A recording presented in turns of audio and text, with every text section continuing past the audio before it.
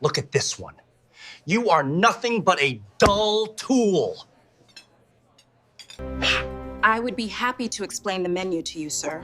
The Mafia boss uses a cryptic foreign language to mock the black waitress. He froze at her reply. He noted her name tag, Maya, glanced at her composed expression, and smirked.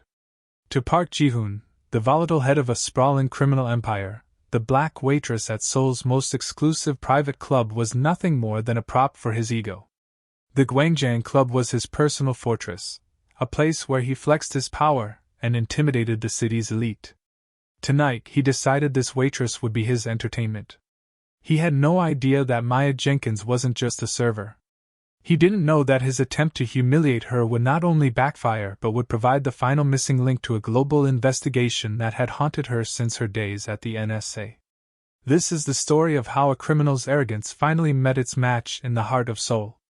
If you're ready for a story where the smartest person in the room is the one everyone ignores, hit that like button and subscribe for more ultimate comebacks. The air inside the Gwangjang Club was heavy with the scent of premium Hanwoo beef, aged whiskey, and unspoken threats. For Maya Jenkins, it smelled like a ticking clock. The aroma of sizzling short ribs and expensive sesame oil mingled with the sharp cologne of men who believed they were untouchable. The dim, amber lighting glinted off the traditional gold leaf accents and the hand-painted screens lining the walls. Gwangjang wasn't just a club, it was a sanctuary for the powerful, a place where secrets were the only true currency and the hierarchy was enforced with an iron fist. Maya moved through the lounge like a shadow, practiced, silent, and completely invisible. She was a master of the server's mask, a world-class cryptologist now reduced to anticipating the drink orders of men who didn't even look her in the eye. She had become an expert at this. The art of disappearing while standing right in front of someone, of translating a table's tension while remaining seemingly oblivious to their words. She smoothed her formal black suit jacket and checked her notepad, her eyes steady. It was a high-stakes Saturday night in Gangnam. The inner circle of the Korean underworld was out in force. Table 5 needed a fresh bottle of vintage scotch. The men at the lounge bar were growing loud. "Stay focused, Jenkins. Don't look them in the eye," the floor manager whispered, his voice trembling as he glanced toward the VIP booth. He was a man who lived in a state of perpetual fear, constantly dabbing sweat from his forehead. He knew exactly who was sitting at the center table tonight, but he had no idea that the woman he was ordering around was the most dangerous person in the room. Maya moved toward the service station, her footsteps silent on the polished wood floors, her mind already shifting gears from the gilded opulence of the dining room to the cold reality of her bank statement. Every step she took was a calculation. 2 more double shifts would cover her father's physical therapy for the week. A few extra late-night hours on the weekend might finally put a dent in her sister's medical school textbooks.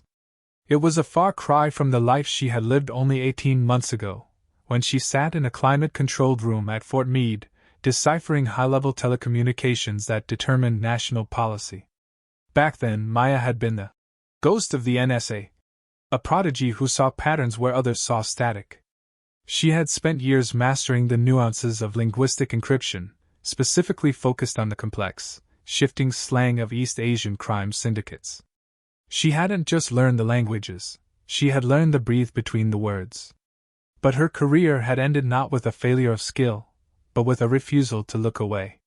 When she stumbled upon a series of encrypted transfers that linked her own department head to a massive money laundering scheme involving Seoul-based shell companies, she had done the right thing.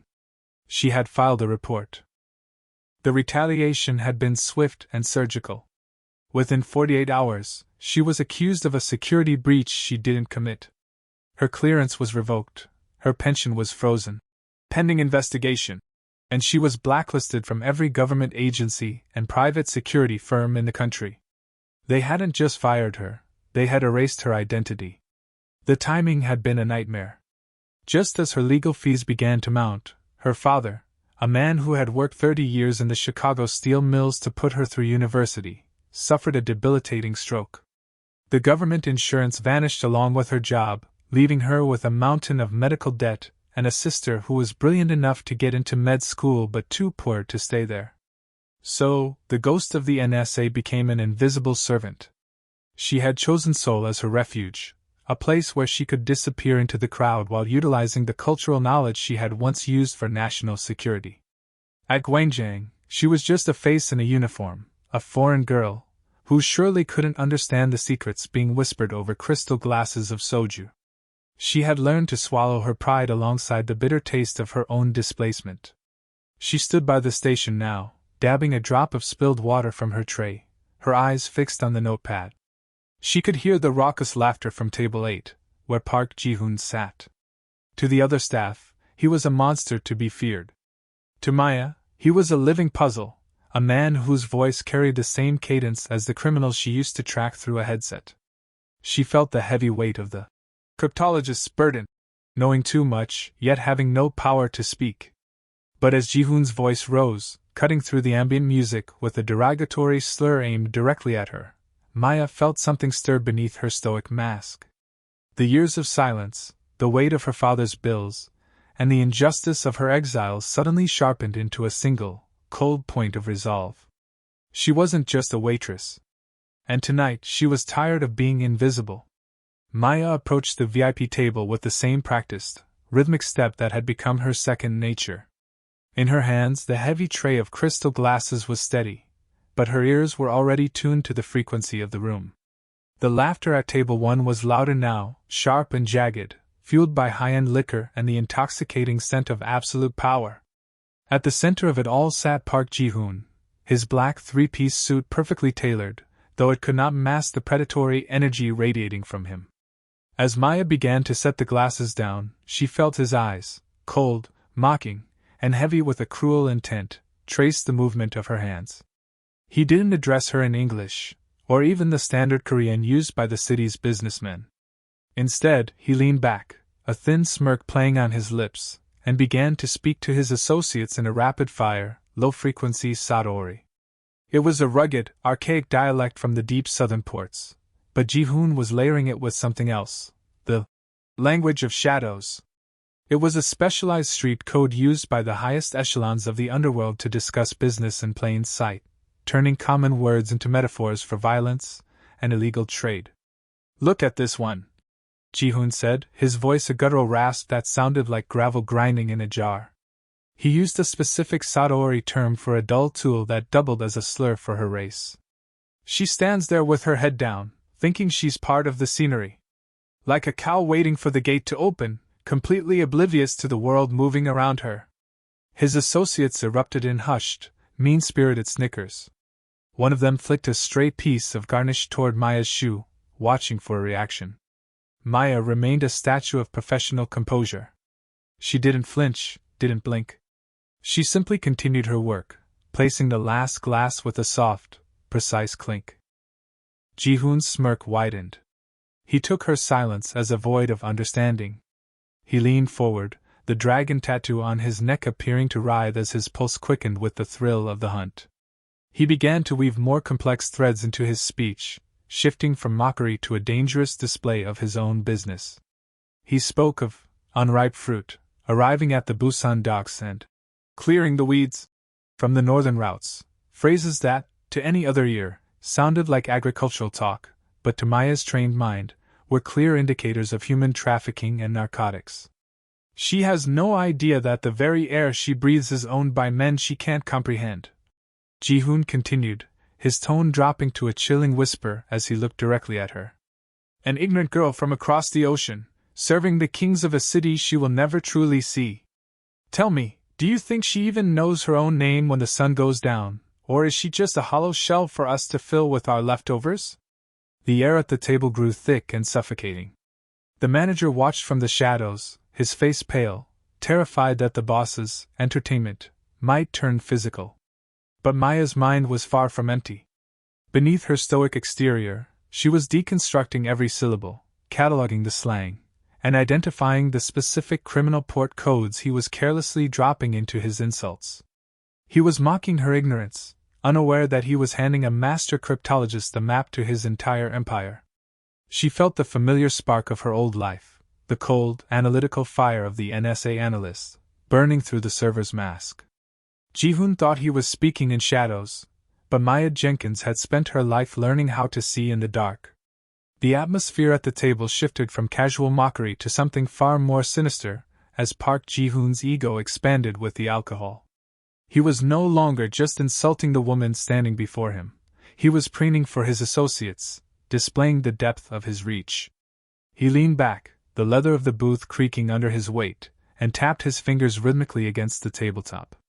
The sound was like a drumbeat in the sudden, expectant silence of his inner circle. "The wind is blowing from the West Sea," Ji-hoon remarked, his voice dropping into a register that was barely a whisper, yet carried the weight of a death warrant. He used a specific, convoluted metaphor in the Satori code, one that involved black pearls being moved through gates of salt under a blood moon. To anyone else in the Gwangjang Club, it sounded like the rambling poetry of a drunkard. Even his subordinates only grasped the general intent of a high-value shipment. But to Maya, the words hit like a physical blow. Her hand, steady as a surgeon's for the last 6 hours, tightened almost imperceptibly around her silver serving tray. She knew that exact phrase. It wasn't just underworld slang. It was a specific operational cipher she had spent 3 years tracking during her final rotation at the NSA. It referred to a human trafficking corridor through the Incheon docks, a route protected by high-level political kickbacks, the very corruption Maya had tried to expose before she was destroyed. Hearing it now, in this dim-lit club in Seoul, was the final piece of a puzzle she thought she'd never solve. Ji-hoon wasn't just a local thug. He was the primary beneficiary of the betrayal that had cost Maya her career, her pension, and her father's health. Ji-hoon noticed the slight tension in her posture and mistook it for fear. He let out a dry, hacking laugh, pointing his finger at her chest. "Look at her," he sneered in the dialect, his eyes gleaming with malice. "The cow finally senses the butcher. She doesn't understand the words, but she smells the iron in the air. Tell me, little shadow, do you think your silence will protect you when the gates of salt open? Or will you just be another grain washed away?" He reached out, his hand closing around Maya's wrist with a bruising grip, intended to force her to look at him. The associates leaned in, eager for the humiliation to escalate into something more. The floor manager turned away, feigning sudden interest in a distant wine rack, his shoulders trembling. But as Ji-hoon's fingers dug into her skin, the cryptologist's burden transformed. The weight of the bills, the memory of her father's hollowed-out expression in the hospital wing, and the fire of 1,000 suppressed truths converged into a single, icy moment of clarity. Maya didn't pull away. Instead, she slowly raised her gaze, meeting Ji-hoon's eyes for the first time. The server's mask didn't just slip, it dissolved, revealing the razor-sharp mind of a woman who had decoded the secrets of nations. She had lived in the shadows for 18 months, but Ji-hoon had just made the fatal mistake of reminding her exactly who she was. The air at the table turned cold, the laughter dying in the throats of the men as Maya's lips parted, ready to speak a language they thought she could never comprehend. The silence that descended upon the table was not the peaceful kind, it was the heavy, suffocating pressure that precedes a lightning strike. Ji-hoon's fingers were still clamped around Maya's wrist, his face twisted in a mask of cruel expectation, waiting for her to crumble or beg for a translation. Instead, Maya leaned in, her movements fluid and devoid of fear, until her face was inches from his. "The gates of salt don't just open for the tide, Mr. Park," Maya said. Her voice was no longer the soft, melodic tone of a waitress. It was a low, resonant rasp that carried the sharp, rhythmic bite of the deep southern coast. She spoke in perfect, archaic Satori, her pronunciation so flawless it sounded as if she had been born on the docks of Busan. "They open when the black pearls are traded for the silence of the Inspector General. But the blood moon is a bad omen for a shipment that's already been flagged by the maritime police." Ji-hoon's hand went slack. His grip on her wrist didn't just loosen, it dropped as if he had touched a live wire. The smirk on his face evaporated, replaced by a look of sheer, unadulterated shock. His associates froze mid-laugh, their glasses suspended in the air, the color draining from their faces as they looked from the waitress to their boss. Maya didn't stop. She shifted her gaze to the man on Ji-hoon's left, a high-ranking lieutenant named Choi. "And you, Mr. Choi," She continued, her voice cutting through the ambient club music like a blade. You should be more concerned about the broken nets in the East Sea. Your contact in Vladivostok hasn't been answering because he's currently sitting in a cold room being asked about your shell company, Red Sparrow. The silence in the VIP section became absolute. Even the nearby tables grew quiet as the chilling authority in Maya's voice rippled outward. The floor manager stood paralyzed, his monogrammed handkerchief forgotten in his hand. He looked at Maya as if he were seeing a ghost, unable to reconcile the invisible server with the woman currently dismantling the city's most feared criminal organization with a few sentences. Maya straightened her jacket, her stoic composure returning, though now it was backed by a terrifying power. She looked down at Park Ji-hoon, whose mouth was slightly agape, his dragon tattoo appearing to tremble against his pale skin. He had wanted to use a foreign language to humiliate her, to treat her as an ignorant prop in his theater of power. But in his arrogance, he had forgotten the most basic rule of his own trade. The most dangerous person in the room is the one who listens while everyone else is talking. You wanted to know if I knew my own name, Maya whispered, leaning down one last time so only he could hear the ice in her words. My name is the last thing you'll think about before they lock the door. And as for the order? The kitchen is out of the wagyu. I'd suggest the cold noodles. They're much easier to swallow when you're losing everything. She turned on her heel and walked away, her notepad tucked under her arm, leaving behind a table of men who looked as though they had just seen their own executions written in the stars. Behind her, for the first time in the history of the Gwangjang Club, the Mafia was silent. Park Ji-hoon sat in the wreckage of his own arrogance, his body locked in a state of primitive, paralyzed shock. The air around Table 1, once charged with his loud, aggressive dominance, had turned frigid. He stared at the space Maya had just occupied, his lungs burning as if the oxygen had been sucked out of the room. The dragon on his neck no longer looked like a symbol of power, it looked like a noose. For a few agonizing seconds, his brain tried to rationalize the encounter. He searched for a way to dismiss it as a fluke or a lucky guess, but the precision of her words was a death sentence. She hadn't just spoken his language, she had spoken his ledgers. She had mentioned the Inspector General and Red Sparrow, details so deeply buried in encrypted shell companies and offshore accounts that even his most trusted lieutenants didn't have the full picture. As the realization began to sink in, Ji-hoon's initial shock curdled into a cold, visceral terror. This wasn't a waitress with a knack for languages. This was a leak. Or worse, this was a ghost from a past he thought he had buried under mountains of cash and intimidation. He looked at his men, seeing his own fear reflected in their wide, pale eyes. Choi was trembling, his hand hovering over his phone as if he wanted to call for help but realized there was no one left to call who wasn't already compromised by the information Maya had just dropped like a thermal detonator. Ji-hoon's mind raced through the implications. If she knew about the Vladivostok contact, then the entire northern route was dark. If she knew about the gates of salt, his political protection was already eroding. He felt a sudden, dizzying sense of vertigo, the golden walls of the Gwangjang Club closing in on him. He had spent years building a labyrinth of shadows, believing himself the master of the dark, only to find that the woman who had been refilling his water glass was the one holding the lantern. A bead of cold sweat rolled down his temple, tracing the line of his jaw. He tried to stand, to assert some final shred of authority, but his knees felt like water. The predator had become the prey. He realized with a jolt of true horror that every time he had mocked her over the last few months, every time he had discussed business while she stood 3 feet away, he had been handing her the rope for his own hanging.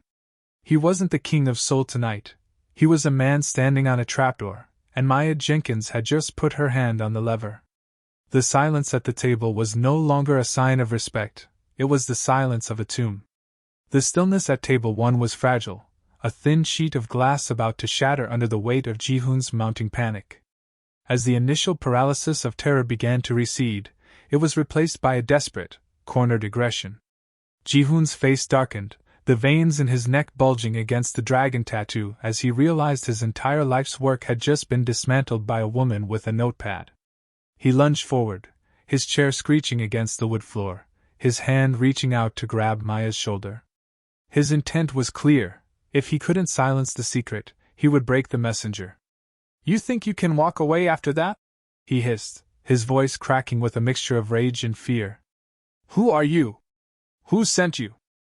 Before his fingers could make contact, a calm, authoritative hand clamped onto Ji-hoon's forearm with the strength of a vice. The intervention was so swift and silent that it seemed as if the man had materialized from the shadows themselves. "That is quite enough, Mr. Park," a voice said. It was deep, resonant, and carried an unmistakable tone of absolute command. Ji-hoon spun around, ready to lash out at the intruder, but stopped dead. Standing there was a man who had been sitting unnoticed at a small, dimly lit corner table for the last hour. He was an older European gentleman with silvering hair, wearing a charcoal suit that cost more than Ji-hoon's car. He didn't look like a brawler, but the way he stood, balanced, eyes like flint, suggested he had seen more battlefields than the Mafia boss had seen back alleys. "Director Vance?" Ji-hoon stammered, his voice losing its edge. Director Julian Vance of Interpol didn't bother to acknowledge the question. He kept his grip on Ji-hoon's arm, his eyes fixed on Maya with an expression of profound recognition. He had been watching the exchange, listening to every syllable of the archaic code Maya had effortlessly untangled. "I suggest you sit down, Mr. Park, before the men waiting outside the front entrance decide that your time in this club has reached its legal limit," Vance said, his voice a cool, conversational threat. He released Ji-hoon's arm as if it were something distasteful. "Your black pearls have been intercepted. Your gates of salt are being welded shut as we speak." Ji-hoon collapsed back into his seat, the air leaving his lungs in a ragged gasp. He looked between the director and the waitress, the realization finally dawning on him that he hadn't just insulted a server.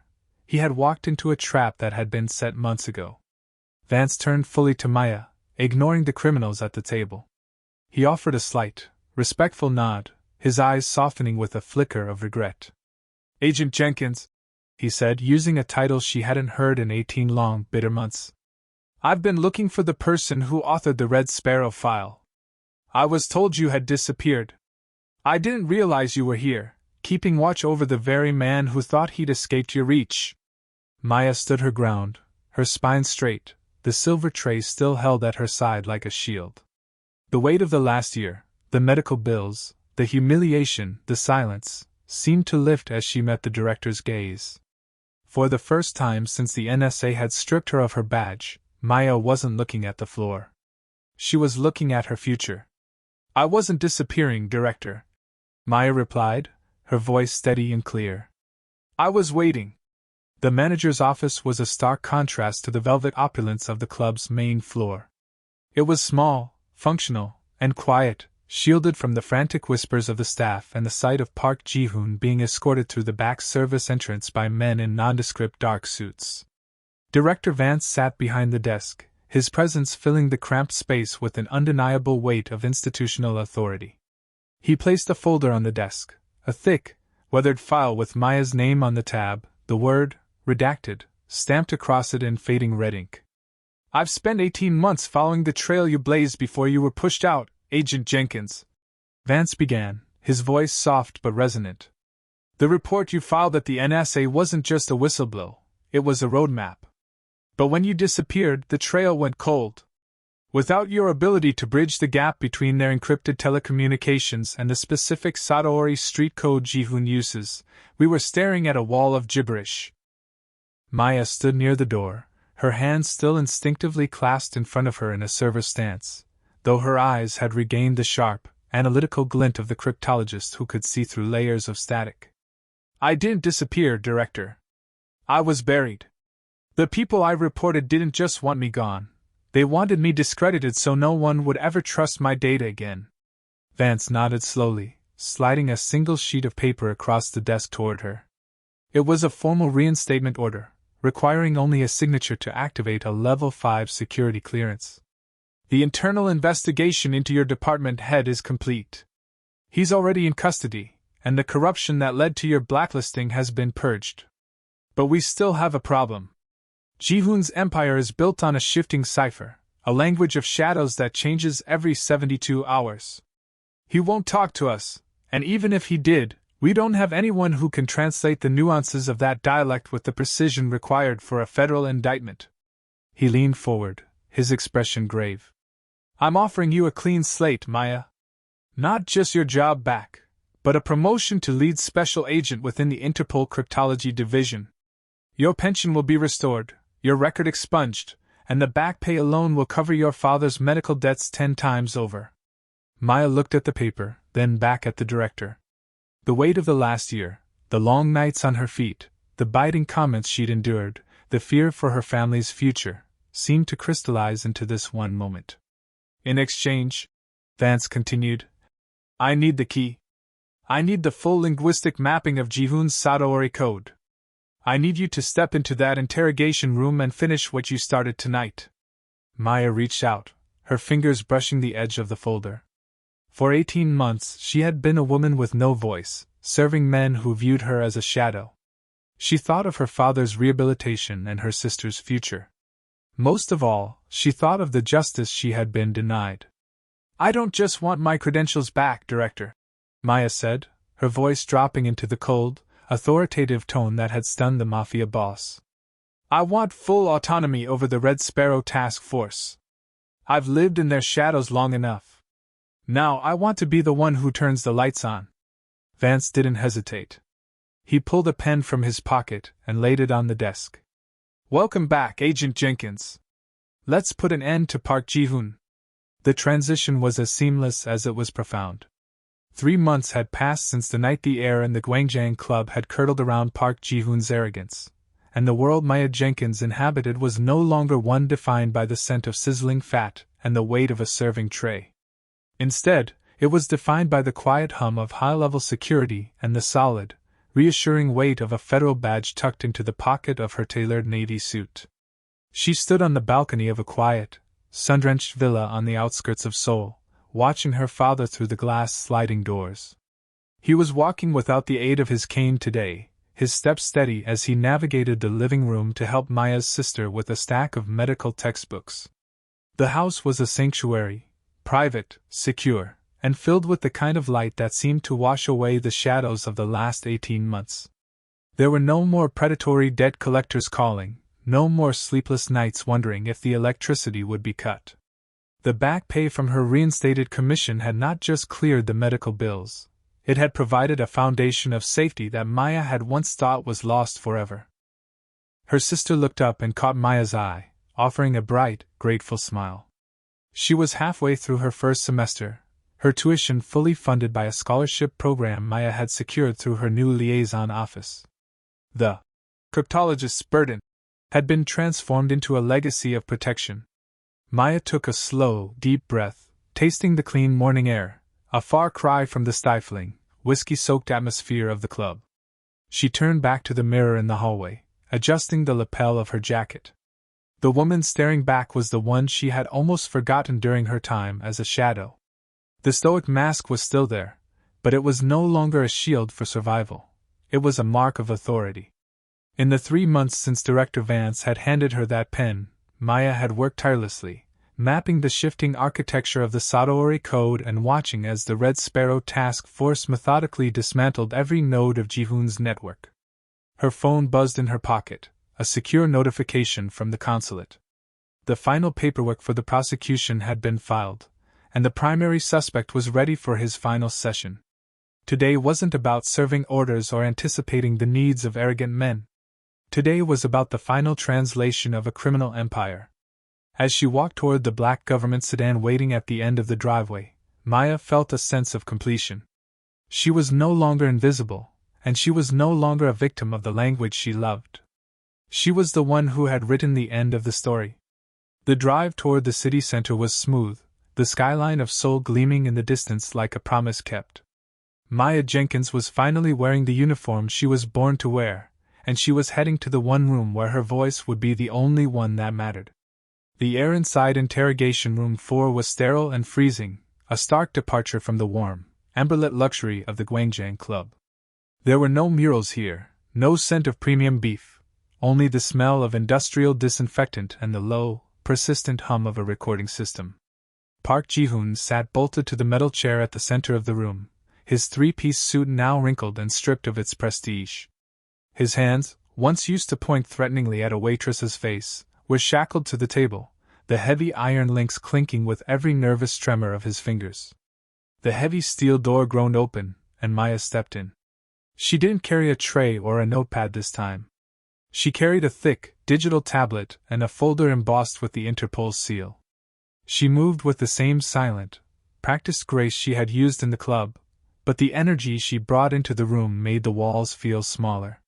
She sat across from him, the fluorescent lights overhead reflecting off the silver badge pinned to her blazer.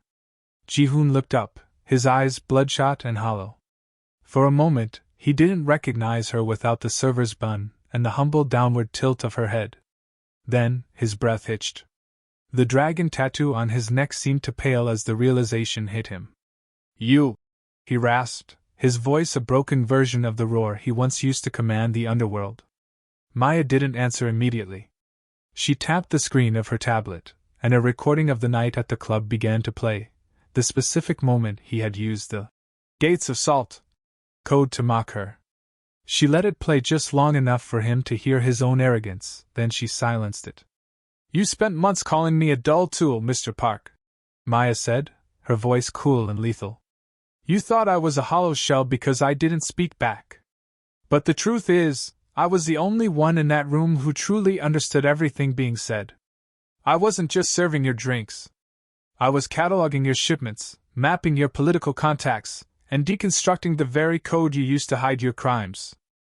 She leaned forward, mirroring the posture he had taken when he had tried to humiliate her at Table 1. "I am the analyst who flagged your Vladivostok shipments 2 years ago. I am the ghost who followed the paper trail of the Red Sparrow long before I ever set foot in your club. You didn't just cross the wrong waitress, you walked into the office of the woman who had already written your arrest warrant." Ji-hoon slumped in his chair, the last of his defiance draining away. He looked at the woman he had treated as invisible, realizing she had been the architect of his downfall from the very beginning. "The language of shadows only works if you're the only one who can see in the dark," Maya whispered, closing the folder with a definitive snap. "But I've been watching you from the shadows for a long time, and now, I'm the one turning the lights off." She stood up, signaling to the guards at the door. As she walked out, she didn't look back. The silence in the room was absolute, the final sentence in a story that began with a mocking laugh and ended with the quiet click of a prison lock. Maya Jenkins stepped into the hallway, her head held high, a sovereign official who had finally reclaimed her voice and her name.